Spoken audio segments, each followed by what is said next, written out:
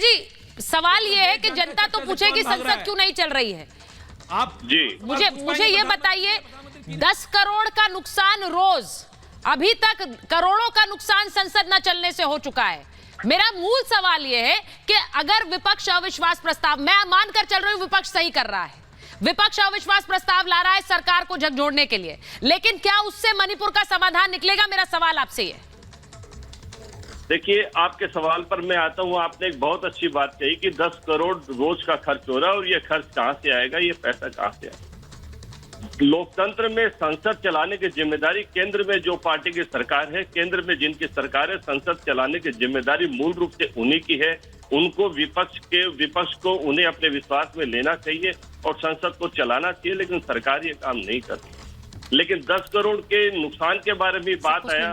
इन दिनों तो नया संसद भवन ओपनिंग हो चुका था, सेंट्रल विस्टा में ये संसद का सत्र चल सकता था, लेकिन उसमें शायद इतना खर्चा होने के बाद भी वो नीचे पानी भर गया। वहां जाने में शायद सरकार को लज्जा आएगी, शायद इसी कारण उस संसद भवन में नहीं कराया जा रहा है। तो खर्चे का हिसाब दोनों तरफ बराबर होना चाहिए। और एक बात मैं बताना चाहता हूँ कि जब से केंद्र में ये सरकार आई है, तब से सरकार को जो करना है सरकार वो नहीं करती है। विपक्ष को क्या करना चाहिए ये सरकार भी बता रही है, और सरकार के लोग भी सरकार को दाएं बाएं येन केन प्रकरण जो समर्थन देते हैं, वो लोग भी विपक्ष के पैरामीटर सेट कर रहे हैं। कुछ दिनों पहले जब केंद्र सरकार में मोदी जी नहीं थे, मनमोहन सिंह जी थे, दिल्ली का निर्भया कांड हुआ था। बहुत बेशर्मी भरा कांड था, पूरा देश लज्जित था, शोक स्तब्ध था। दिल्ली के राज सड़कों पर जनता की कोलाहल मच गया था, जनता की भीड़ लग गई थी, पूरा देश शोकमग्न हो गया था। मनमोहन सिंह जी ने राष्ट्र के नाम संदेश दिया था। उस समय मनमोहन सिंह जी ने कहीं ये नहीं कहा था गुजरात में क्या चल रहा है, दूसरे स्टेट में जहां बीजेपी की सरकार है क्या चल रहा है। उन्होंने निर्भया कांड के बारे में लोगों की भावनाओं को समझा, लोगों की संवेदना को समझा, दर्द को समझा और अपना संबोधन दिया। आज हम क्या देख रहे हैं? आज हम देख रहे हैं कि मानसून सत्र शुरू होगा, उसके पहले सिर्फ 36 सेकंड प्रधानमंत्री जी को मिले।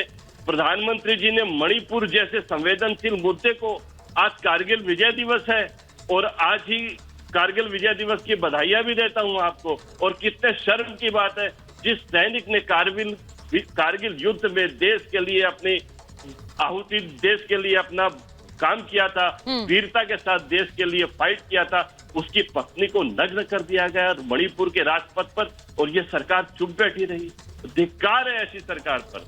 और फिर प्रधानमंत्री जी ने जब 36 सेकंड में दूसरे राज्यों के बारे में बात की, जो बात संजय जी कह रहे हैं, ये बात उस संसद के चर्चा में भी उठेगी। ये सवाल आप लोगों के लिए उठेंगे। ये आज महाभारत में जो सवाल उठा रहा है विपक्ष, ये आज संसद में चर्चा जब होगी अविश्वास प्रस्ताव पर, उसमें भी उठेंगे। मुझे एक बात और कहनी है। कंप्लीट करिए संजय जी। हाँ, करिए। प्रधानमंत्री जी ने दूसरे स्टेट का जिक्र किया। मैं समझता हूँ प्रधानमंत्री जी इतने ही संवेदनशील होते तो अन्य राज्यों के उन्होंने जिक्र किया, ठीक है। वो मध्य प्रदेश को क्यों भूल गए? एक आदिवासी युग पर भाजपा नेता ने पेशाब कर दिया, वो क्यों भूल गए?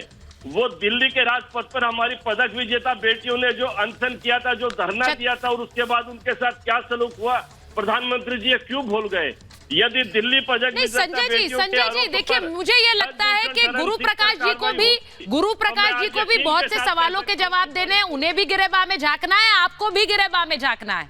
आप ये तो कहते हैं कि छत्तीसगढ़ राजस्थान की बात क्यों करते हैं, लेकिन वही सवाल आप भी पूछिए ना कि मैं छत्तीसगढ़ राजस्थान की बात क्यों नहीं करता हूं, मैं बंगाल की बात क्यों नहीं करता हूं। उन्हें भी ये सवालों का सामना करना है, लेकिन आप थोड़ी बच जाएंगे उन सवालों से।